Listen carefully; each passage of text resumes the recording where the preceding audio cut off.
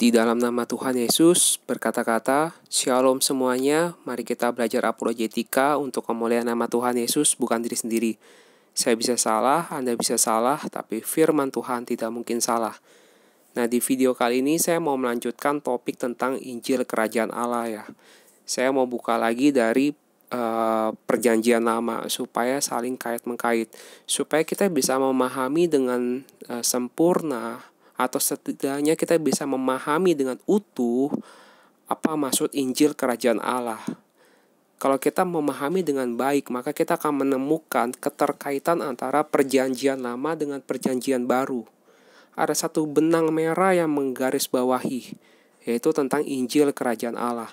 Nah, kalau di video sebelumnya saya sudah menceritakan ya tentang Raja Daud. Dia menjadi seorang raja Israel, tetapi satu sisi dia ingat Tuhanlah yang menjadikan dia raja. Maka dia tetap menganggap Tuhan itu raja dia. Dia bahkan menari-nari ketika mengiringi tabut perjanjian dibawa masuk ke kota Daud. Nah, di situ menunjukkan kalau dia menghormati Tuhan bagaikan rajanya dia. Nah, kita akan melanjutkan mungkin di 1 Tawarik 15 ada menceritakan lagi tentang tabut perjanjian yang dibawa masuk ke Yerusalem ya. Kita lanjut ke 1 Tawarik 16 ke ayat 7 ya. Ayat 7, kemudian pada hari itu maka Daud untuk pertama kali menyuruh Asaf dan saudara-saudara sepuaknya menyanyikan syukur bagi Tuhan. Nah, kita bisa lihat lagu lantunan nyanyian itu adalah bersyukur kepada Tuhan, panggilah namanya, perkenalkanlah perbuatannya di antara bangsa-bangsa, bernyanyilah baginya, bermazmurlah baginya, percakapkanlah segala perbuatan yang ajaib. Jadi kita bisa melihat ya, dari inti mazmur ini saja, Tuhanlah menjadi pusat. Tuhan yang menjadi pusat sentralnya itu Tuhan. Tuhan sang raja menjadi pusat dari nyanyian ini ya. Kalau kita lihat lagi ke ayat 31 ya, kita lihat ke ayat 31. Biarlah langit bersukacita dan bumi bersorak-sorak. Biarlah orang berkata di antara bangsa-bangsa, Tuhan itu raja. Jadi kita bisa melihat inti dari kerajaan Allah adalah Tuhan Allah sebagai rajanya. Bukan sosok manusia yang ditonjolkan. Oh, bukan karena si A, si B, si C, atau karena dia ini tokoh tertentu, dia ini pakar tertentu. Bukan. Termasuk diri kita sendiri. Kita ini siapa di hadapan Tuhan? Kita bukan siapa-siapa. Bukan manusia yang ditonjolkan, tapi Tuhan yang ditonjolkan. Tuhan ya adalah sang raja itu sendiri. Kita bisa melihat ya dari perjanjian lama pun, Tuhan itu raja sebenarnya. Tapi manusia tidak menyadarinya. Manusia malah menolak dia menjadi raja. Kalau kita lanjut ya ke Mazmur 74.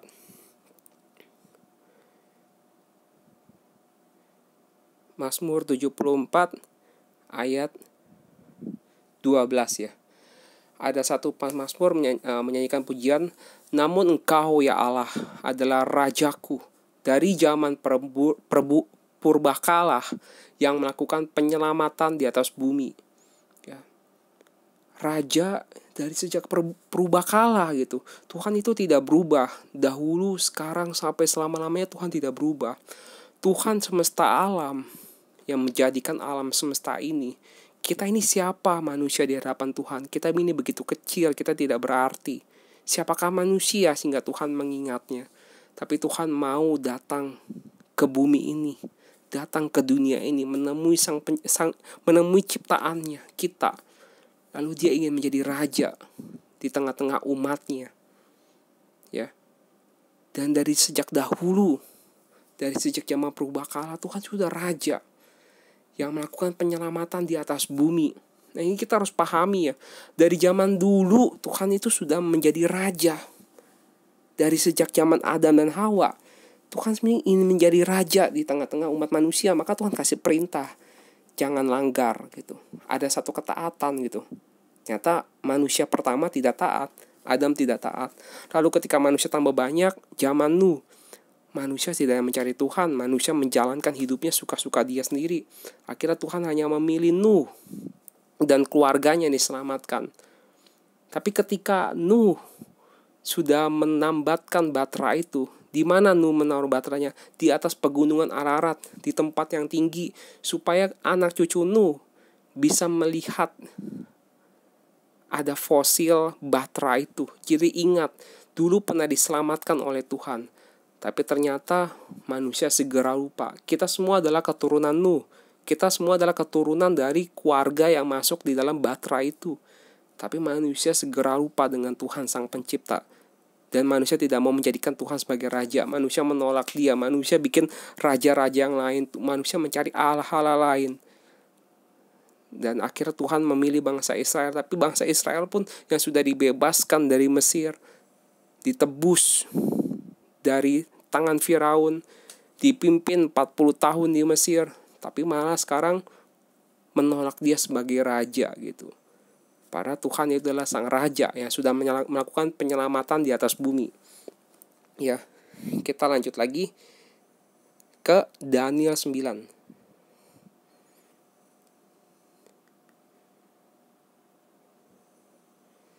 Daniel 9 ayat 24 ya. Nah, di sini ada salah satu nubuatan tentang kedatangan Mesias ya. 70 kali 7 masa dan 9:24 telah ditetapkan atas bangsamu dan di atas kotamu yang kudus untuk melenyapkan kefasikan dan untuk mengakhiri dosa, untuk menghapuskan kesalahan, untuk mendatangkan keadilan yang kekal, untuk menggenapkan penglihatan dan nabi, dan untuk mengurapi yang maha kudus. Ya, jadi ingat ya, dikatakan mengurapi yang maha kudus. Siapa yang maha kudus? Hanya Tuhan semesta alam yang maha kudus. Maksudnya apa mengurapi yang maha kudus ini? Di sini ada satu nubuatan yang maha kudus Tuhan semesta alam akan datang ke tengah-tengah umatnya. Dan Dia akan menjadi sang Mesias itu. Kita lihat ya. Maka ketahuilah dan pahamilah dari saat firman itu keluar, yakni bahwa Yerusalem akan dipulihkan dan dibangun kembali sampai pada kedatangan seorang yang diurapi, seorang raja. Nah, yang diurapi ini, kalau kita lihat bahasa aslinya ya, yang diurapi itu adalah Mesias, Mesaya. Mesaya itu artinya yang diurapi. Mesaya ya, artinya yang diurapi. Dan Dia adalah menjadi seorang raja, ya, menjadi seorang the ruler, pemimpin, menjadi seorang penguasa, ya, akan menjadi seorang raja. Mesias ini akan datang sebagai seorang raja. Maka orang Yahudi harusnya mereka bisa memahami kalau mereka membaca kitab suci dengan benar. Sang Mesias datang itu akan datang menjadi seorang raja. Ada 7 kali 7 masa selanjutnya ya, dan 62 kali 7 masa lamanya kota itu akan dibangun kembali dengan tanah lapang dan paritnya, tetapi di tengah-tengah kesulitan. Kemudian ke-62 kali 7 masa itu akan disingkirkan seorang yang telah diurapi. Akan disingkirkan, yang tadi diurapi adalah Sang Mesias. Sang Mesias akan disingkirkan padahal tidak ada kesalahannya apa-apa.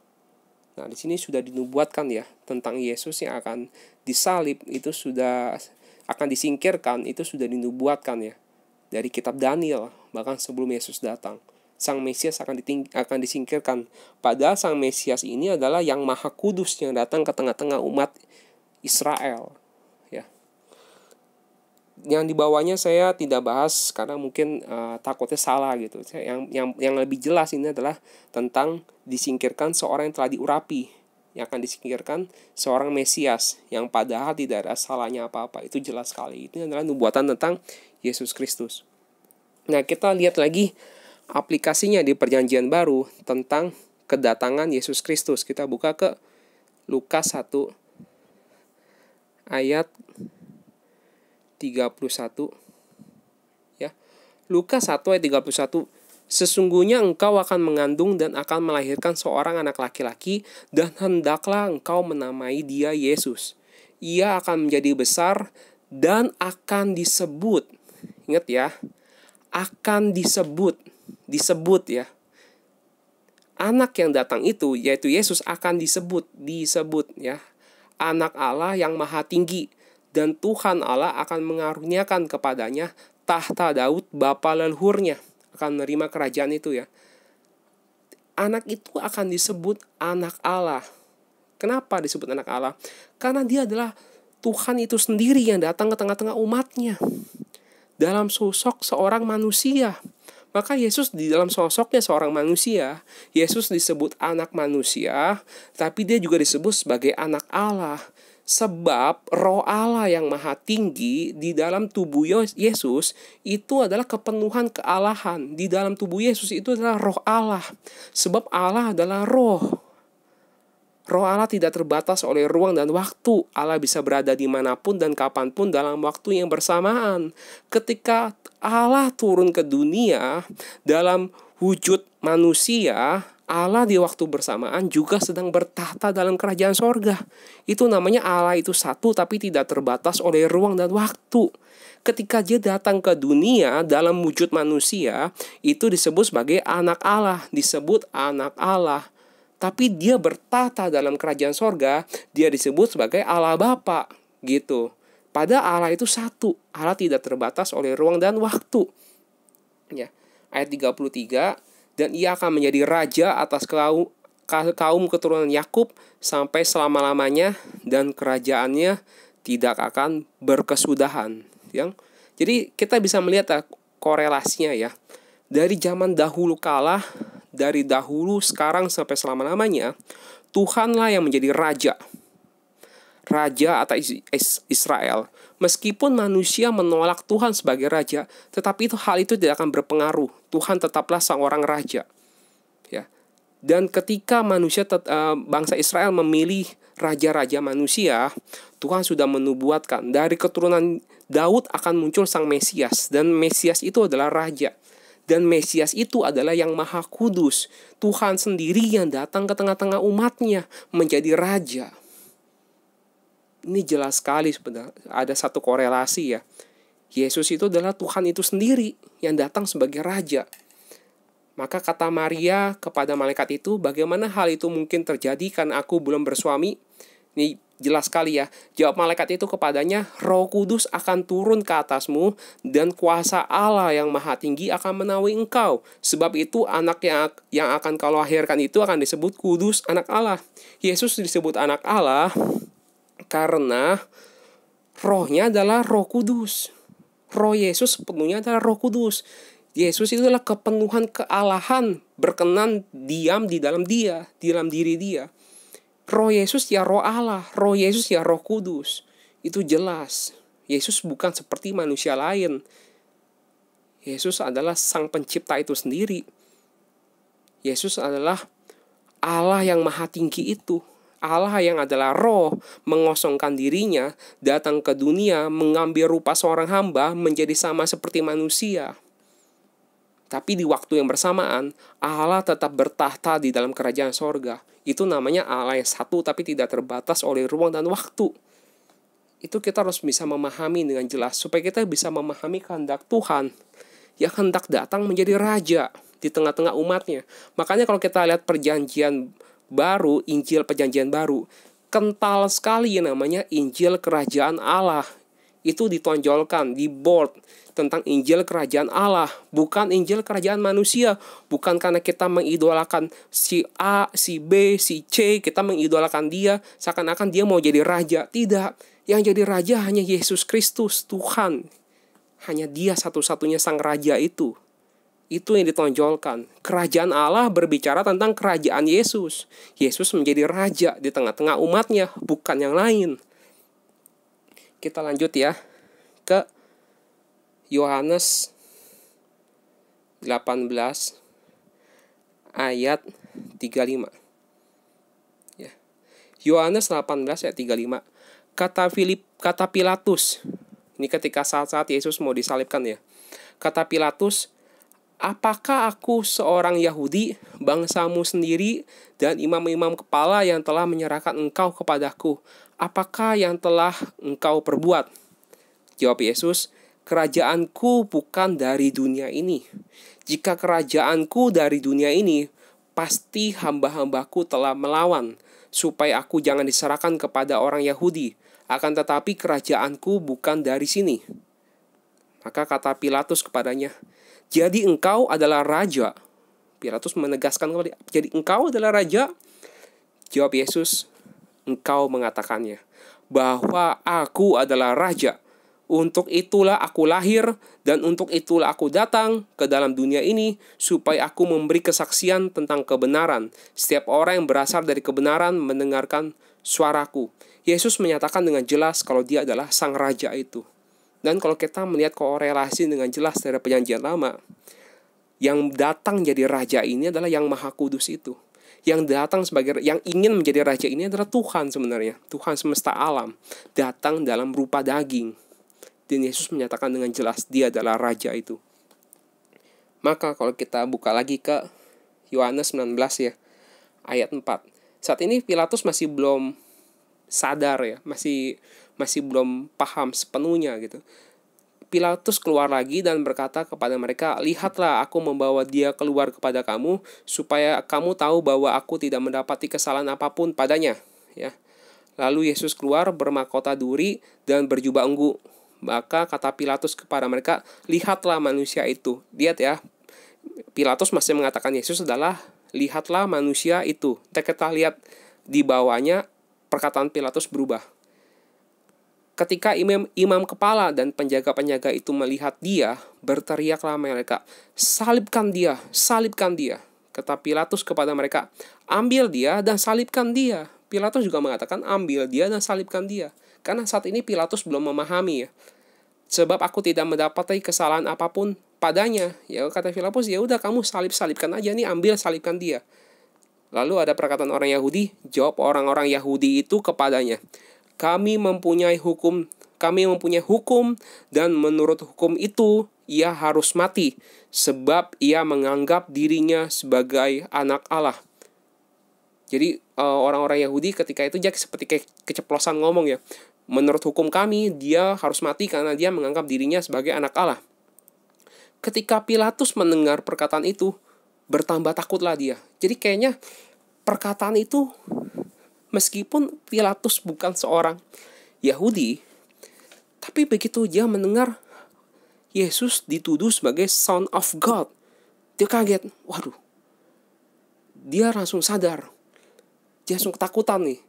Lalu ia masuk pula ke dalam gedung pengadilan dan berkata kepada Yesus, dari manakah asalmu? Ditegasin lagi nih sama Pilatus, dari manakah asalmu? Tetapi Yesus tidak memberi jawab kepadanya.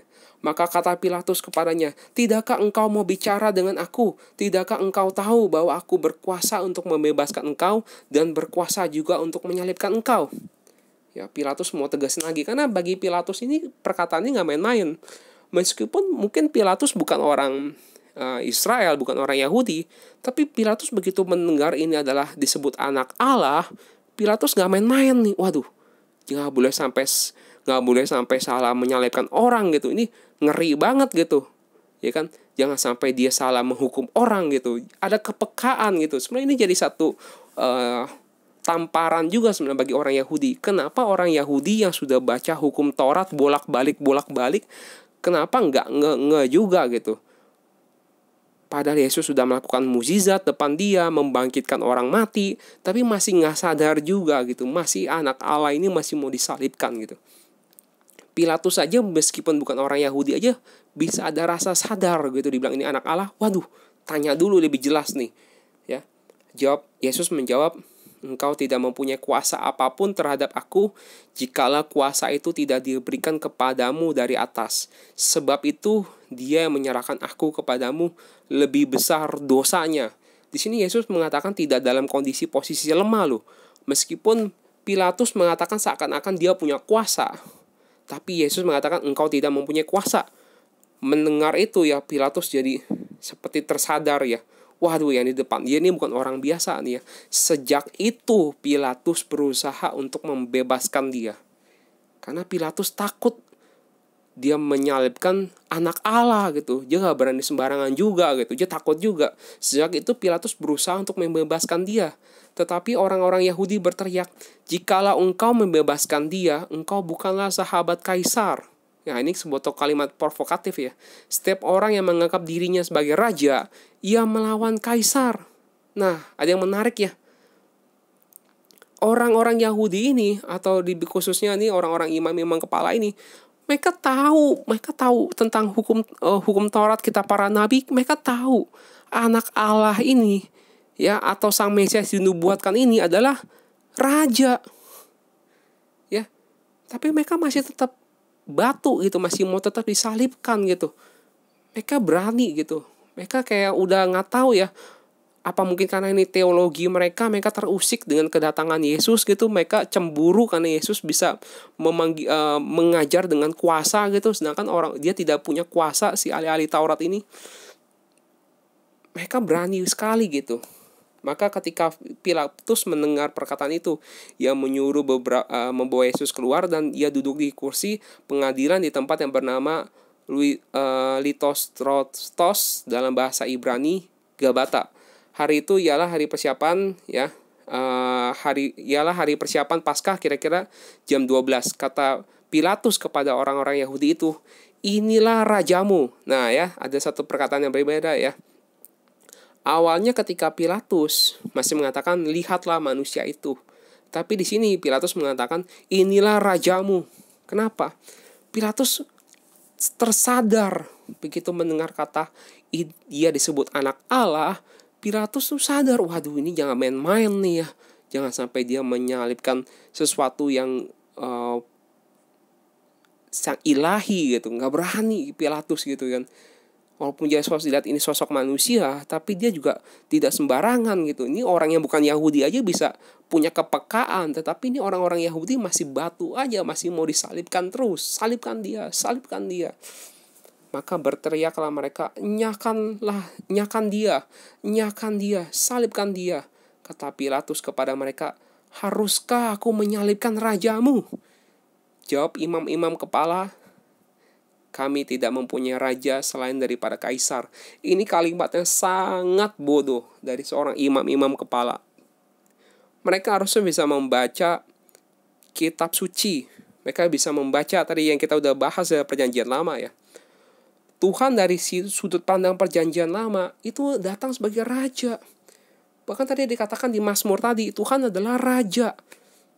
Ya, Allah itu adalah raja dari sejak zaman purbakala. Ya, dia menyelamatkan di atas bumi gitu. Masa mereka, orang-orang Yahudi ini, mereka baca kitab suci bolak-balik tapi tidak sadar juga kalau Tuhan itu adalah raja. Mereka menyalibkan Tuhan mereka sendiri gitu, terlalu berani gitu. Anak Allah itu yang datang ke dunia adalah sosok raja sebenarnya. Sang Mesias itu dibuatkan sebagai raja. Tapi mereka mengatakan satu perkataan yang sangat bodoh sekali. "Kami tidak mempunyai raja selain daripada kaisar." Mereka memilih manusia. Bahkan kaisar ini bukan orang Israel, malah orang dunia gitu. Mereka mau dijadikan raja. Seakan-akan mereka mengatakan hal ini supaya mereka selamat dalam harap berpolitik gitu. Tapi mereka lupa hidup manusia sementara. Ketika mereka menolak Yesus sebagai raja, ketika mereka binasa, mengerikan. Menolak Tuhan semesta alam yang datang sebagai raja. Ketika mereka mati, alam maut menanti. Mengerikan sekali gitu.